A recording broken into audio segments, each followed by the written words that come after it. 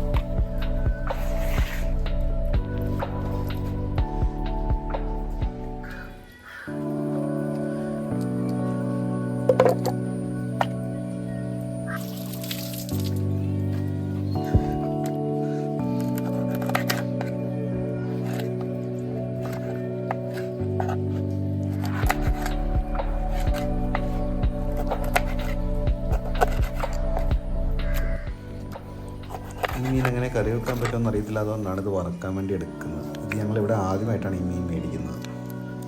ഇത്രയും വലിയ പരൽ തന്നെ ആദ്യമായിട്ടാണ് കാണുന്നത് കേട്ടോ.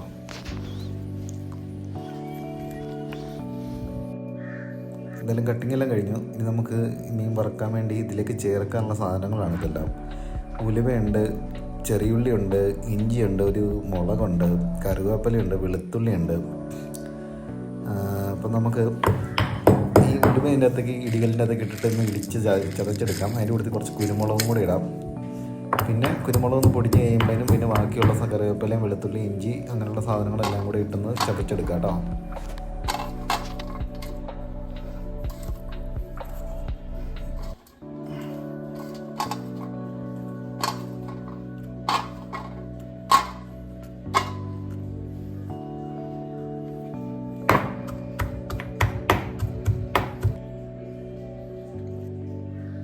എല്ലാം ഒന്ന് ചതച്ചെടുത്തിട്ടുണ്ട്. എല്ലാം ചതച്ചെടുത്ത് അതിൻ്റെ അകത്തേക്ക് നമ്മൾ ചേർത്ത് കൊടുക്കണം. അത് കഴിഞ്ഞിട്ട് നമുക്ക് ഇച്ചിരി മഞ്ഞൾപ്പൊടി, പിന്നെ ആവശ്യത്തിന് മുളക് പൊടി, ഉപ്പ്, കുറച്ച് വെളിച്ചെണ്ണയും കൂടെ ഒഴിച്ചിട്ടൊന്ന് മിക്സ് ചെയ്യാം.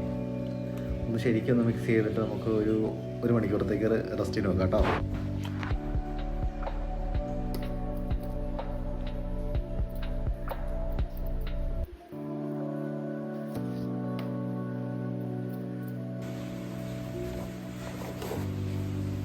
ഏകദേശം ഇപ്പോൾ ഒരു 3/4 മണിക്കൂർ കഴിഞ്ഞിട്ടുണ്ട്. നമുക്കൊരു പാത്രം വെച്ച് വെളിച്ചെണ്ണ ചൂടാക്കി കഴിയുമ്പോഴേനും 2 കറിവേപ്പില തണ്ട് വിട്ട് നമുക്ക് മീൻ കഷ്ണങ്ങൾ പെറുക്കി വെച്ച് വറുത്തെടുക്കാം കേട്ടോ.